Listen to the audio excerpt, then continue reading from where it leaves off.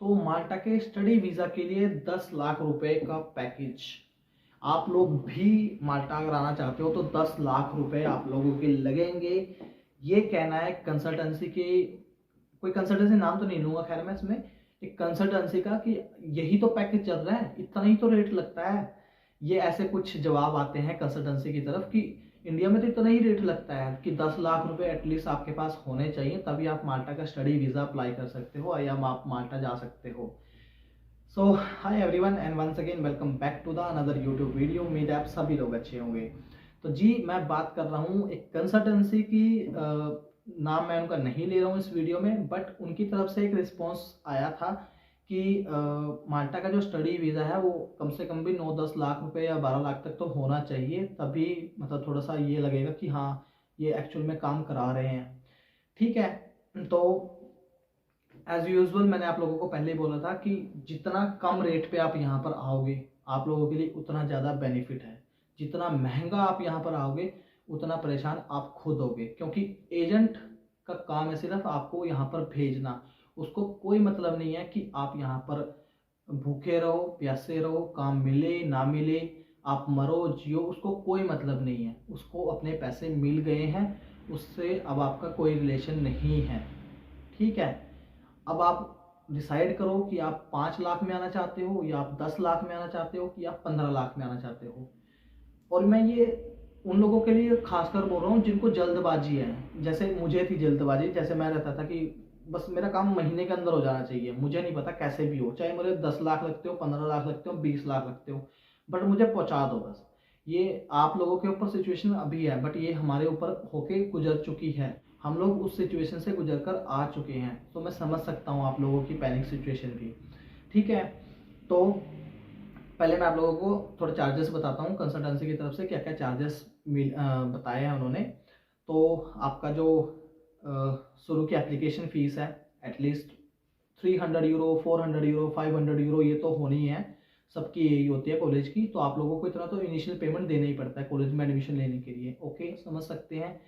Second आपका खर्चा आएगा, आपको अपॉइंटमेंट लेनी पड़ेगी सीवीयू से। ऑब्वियस सी बात है, आपको अपॉइंटमेंट चाहिए, तो अपॉइंटमेंट का भी कम से कम 15-20 हज़ार तो लगेगा ना। चलो ठीक है, हमने वो भी मान लिया कि 15-20 हज़ार लगता है अपॉइंटमेंट का।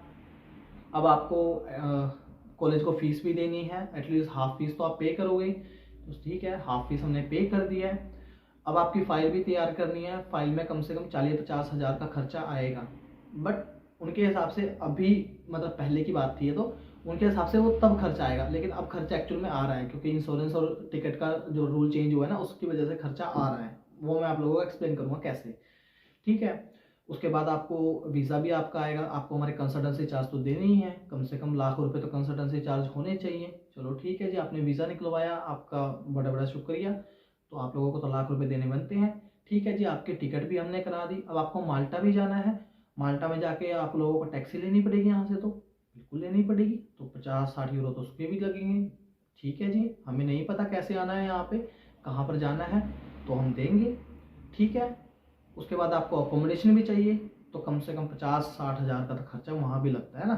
50-60 हज़ार रुपये कम से कम आप दोगे तभी तो आपकी अकोमोडेशन बुक होगी। और बंकर बेड दिलाएंगे आपको, दिक्कत वाली बात नहीं है। बंकर बेड होते हैं, एक ऊपर एक ऐसे 3 लोग ऐसे लाइन में बैठे रहेंगे।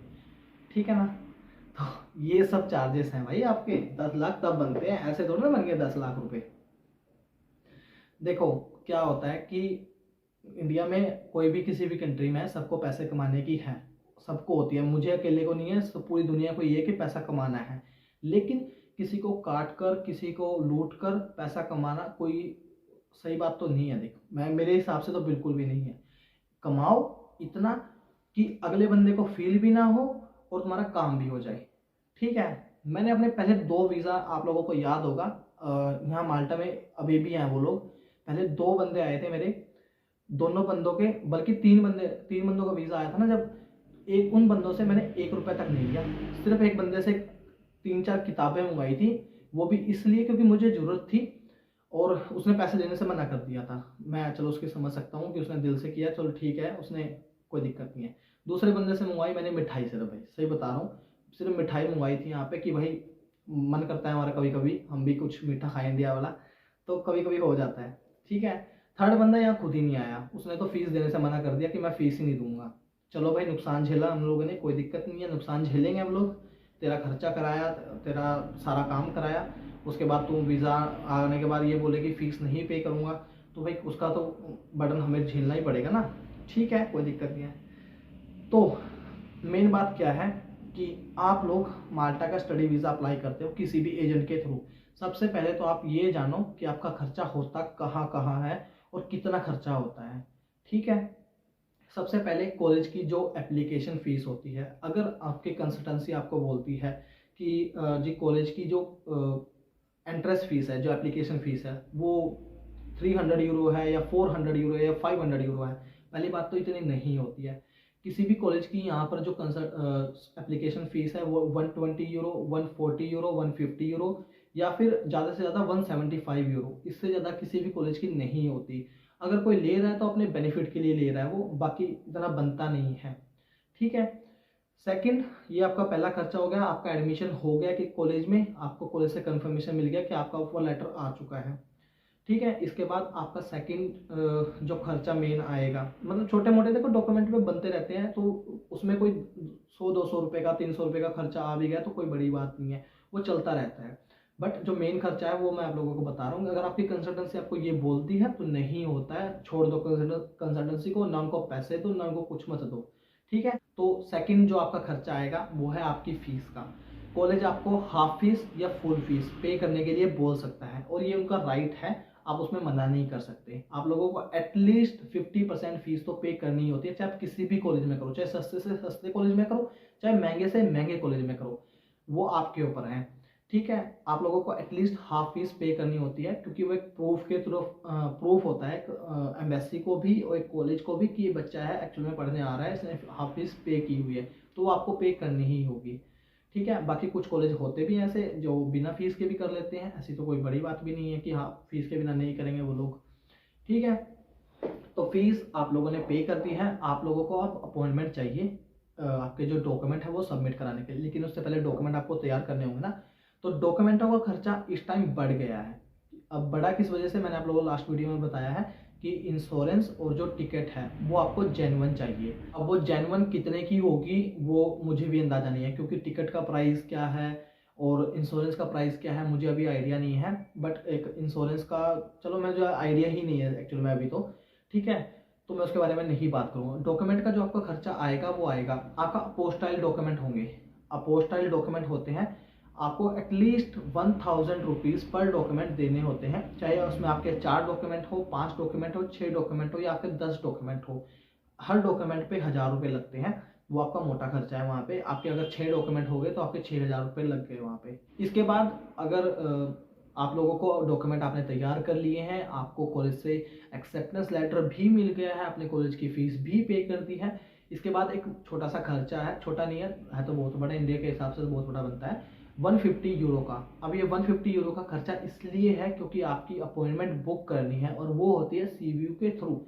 CVU चार्ज करता है 150 यूरो, तो वो आपको देने ही होंगे, उसके बिना आप अपॉइंटमेंट ले ही नहीं सकते। तो ये कोई भी कॉलेज आपसे 150 यूरो मांगे कोई दिक्कत वाली बात नहीं, आप पे कर सकते हो बिना किसी झिझक के।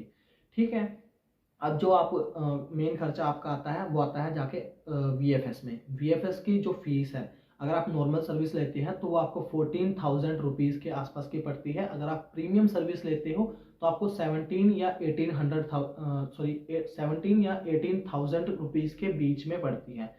तो वो आप उसके हिसाब से एटलीस्ट 19,000 रुपीज़ तो लेकर ही जाओ वहाँ पर, ताकि अगर आपको वो प्रीमियम सर्विस दे तो आप प्रीमियम सर्विस के लिए भी पैसा पे कर पाओ वहाँ पे। तो ये वहाँ पर मेन खर्चा होता है। ये तो तीन मैंने आपको लोगों 150 यूरो के वाले खर्चे बताए हैं। 150 यूरो शुरू के एप्लीकेशन फीस के, 150 यूरो आपके CVU की अपॉइंटमेंट के लिए, थर्ड जो आपको VFS में पे करने हैं, फोर्थ आप लोगों को जो कॉलेज की फीस पे करनी है। ये 4 बड़े खर्चे हैं। इसके बाद छठा बड़ा खर्चा है आपका आपके डॉक्यूमेंटों में। ये 6 मेन खर्चे हैं जो आप लोगों को पे करने होते हैं। ठीक है, इसके बाद अगर आपका वीज़ा आ गया, वीज़ा आने के बाद आप लोगों को यहाँ आना होगा। यहाँ आकर अकोमोडेशन आपके हाथ, किसी भी एजेंट से कभी भी कोई अकोमोडेशन बुक मत कराओ, क्योंकि एजेंट क्या करते हैं कि आप लोगों को कोई ऐसी अकोमोडेशन देंगे जो आपके रहने लायक नहीं होगी। कहाँ आप अकेले रूम में रहने वाले बंदे या लड़की जो भी हो, अकेले रहने वाले बंदे, कहाँ आप एक बंकर बेड में रह रहे हो जो तीन बंदे ऐसे पड़े रहेंगे उस पर। तो मुझे तो नहीं लगता कि आप 250 यूरो किसी ऐसे बंकर बेड के लिए पे करो। 250 यूरो में आप खुद से भी कोई भी रूम, कोई भी अपार्टमेंट कहीं भी बुक कर सकते हो। 250 यूरो बहुत होते हैं। मेरा जो रूम है, ये मेरा अकेले का रूम है, ये 267 यूरो का पड़ता है मुझे मंथली। बिजली का बिल मिला के और पानी का लगा के मुझे 300 यूरो का पड़ जाएगा। ठीक है, दिखाऊंगा मैं आप लोगों को पूरा अपना अपार्टमेंट दिखाऊंगा, कोई दिक्कत वाली बात नहीं है। ये छोटा सा मेरा एक पर्सनल रूम है, मैंने खुद लिया हुआ है। एक दूसरे रूम में मेरे कुछ दोस्त हैं, दो, वो भी मैं आप लोगों को अभी थोड़ी देर में मैं एक वीडियो और बनाऊंगा मैं इसके बाद, कि आप लोगों को पूरा रूम का अपार्टमेंट जो है, जो भी सारा कुछ है वो आप लोगों को दिखाया जाए।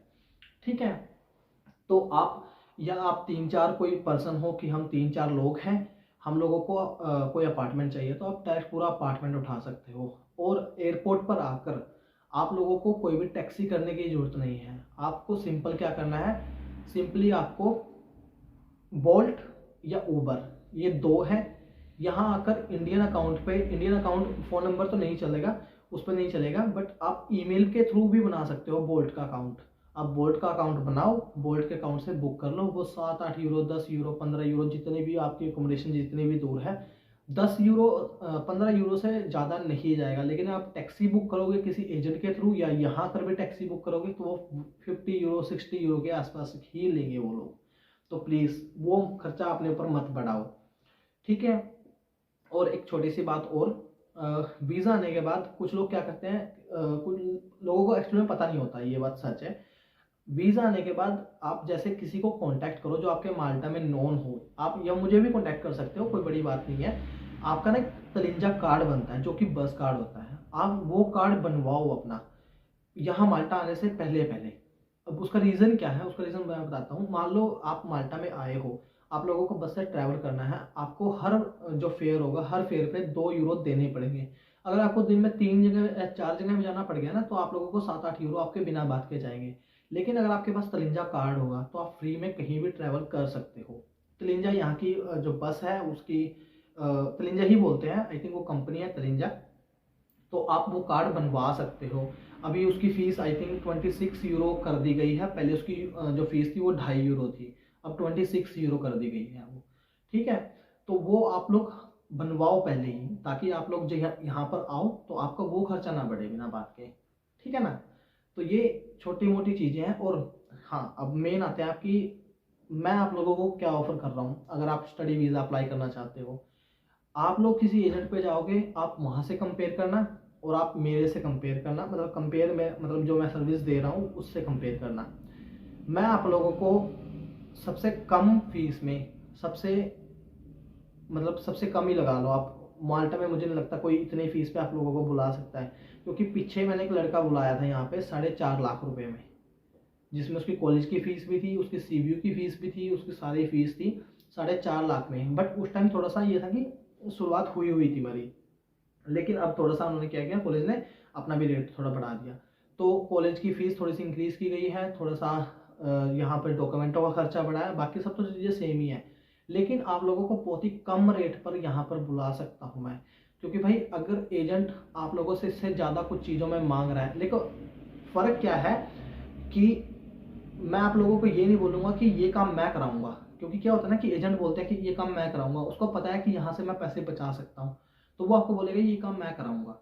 लेकिन हम आपको क्या बोलते हैं कि आप अपना काम खुद भी करा सकते हो, अगर आपको कोई अच्छे रेट पे मिल रहा हो। जैसे मैं यहाँ पर अगर डॉक्यूमेंट अपोस्टाइल कराता हूँ तो मुझे वो 900 रुपीज़ पर डॉक्यूमेंट पड़ता है, 900 रुपीज़, या हाँ 900 रुपीज़ पड़ जाता है मुझे वो, क्योंकि मुझे कुरियर चार्जेस भी देने होते हैं उसमें। मैं यहाँ बैठे बैठे करा सकता हूँ, वहीं आपका एजेंट होगा वो आपसे 1000 या 1500 रुपये मांगेगा, फ़र्क तो है ना। तो छोटे छोटी चीज़ें होती हैं जो आप लोगों को कंपेयर करनी चाहिए कि कौन आपको ज़्यादा सर्विस अच्छी प्रोवाइड करा रहा है, कौन आपको कम खर्चे में पहुँचा रहा है, कौन आपसे कहाँ पैसे खाना चाहता है। कोई एजेंट आपको बोल रहा है कि आपको 30,000 पहले देने हैं, हम आपसे 1 रुपये भी पहले नहीं लेंगे, वीज़ा आने के बाद आप 50,000 रुपये मेरी फ़ीस है, वीज़ा आने के बाद अगर वीज़ा नहीं आया तो मैं आपको पैसे भी नहीं लूँगा। तो वो भी देखो ना, आपकी कंसल्टेंसी आपको जाते ही बोलेगी कि 20,000 तो हमारे चार्जेस हैं जी, पहले हमारे चार्जेस पे करो, उसके बाद हम बात करेंगे आपसे। आप 20,000 दिए आपने, फिर आप 20,000 देते देते देते देते वो एकदम किसी दिन लाख रुपए पहुंच जाएंगे, आप लोगों को पता भी नहीं चलेगा। और जब वीज़ा आने के बाद पैसे देने हैं वो तो अलग ही चीज़ है। मैं आपको ऑफर दे रहा हूँ भाई, आप लोगों की सीव्यू की फीस, अगर आपने एप्लीकेशन फीस पे किया है ना और आपका वीज़ा आ जाता है, मैं आपको आपके एप्लीकेशन फीस वापस करूँगा। इससे ज़्यादा और मैं आपको लिए क्या कर सकता हूँ बताओ। वीज़ा आने के बाद आपको जो 150 यूरो आपने पे किया है वो आपको मैं वापस दे रहा हूँ। और इससे ज़्यादा तो मतलब मैं नहीं मानता कि आपको कोई ऑफर दे सकता है या ऐसे वो आप लोगों के लिए कर सकता है। इवन यहाँ जो लोग आते हैं उनकी अकोमोडेशन का अरेंजमेंट भी कराते हैं। ऐसा नहीं है कि अरेंजमेंट नहीं होता, उनको एयरपोर्ट से लेके आना, उनके अकोमोडेशन का अरेंजमेंट कराना, जॉब भी ढूंढना। जॉब देखो, जॉब मेरे हाथ में नहीं है क्योंकि मैं यहाँ मेरी कोई कंसल्टेंसी नहीं है ना, मेरे यहाँ किसी से तरह कॉन्टैक्ट है कि मैं किसी को जॉब दिला सकूँ। बल्कि मैं खुद लोगों को बोलता हूँ कि यार मुझे कोई अच्छी जॉब दिला दो, मैं खुद परेशान हूँ। ठीक है, तो जॉब का तो हम सभी अपना आप सफ़र करते हैं कि हमें जॉब की कैसे ना कैसे करके ढूंढनी है कहीं ना कहीं, बट आपको वे बता दिया जाता है कि हाँ ऐसे आप ढूंढ सकते हो जॉब, आप लोगों को मिल जाएगी। और मिल जाती है भाई, ऐसी बात नहीं है। माल्टा में लोग आते हैं, मुझे पता है कि 3-3 महीने लोग सर्वाइव करते हैं कैसे करके, लेकिन जॉब मिलती है, ऐसा नहीं है कि जॉब नहीं मिलती। ठीक है, तो काफ़ी लंबी वीडियो हो गई है वैसे। ठीक है, तो होप सो आप लोगों को थोड़ा समझ आया होगा कि आप अपनी कंसल्टेंसी और से कैसे बच सकते हैं, उन एजेंटों से कैसे बच सकते हैं जो आपके पैसे खा रहे हैं। मैं आप लोगों को यही सुजेशन देता हूँ, मेरा 1.5 साल का एक्सपीरियंस है भाई, जितने कम पैसे पे आओगे उतना ज़्यादा आप लोगों के लिए अच्छा है। ठीक है, तो that's all from my side. अब डिसीजन आपके ऊपर है कि आप कैसा करना चाहते हो। Okay, so thank you so much आप लोग यहाँ तक आप लोगों ने वीडियो देखी। होप सो आप लोगों को वीडियो थोड़ी बहुत इंफॉर्मेटिव लगी होगी। अगर आपको वीडियो पसंद आई हो तो वीडियो को लाइक कर दीजिए, साथ में कर दीजिए सब्सक्राइब। मैं मिलता हूँ नेक्स्ट वीडियो में, तब तक के लिए जय हिंद, जय भारत।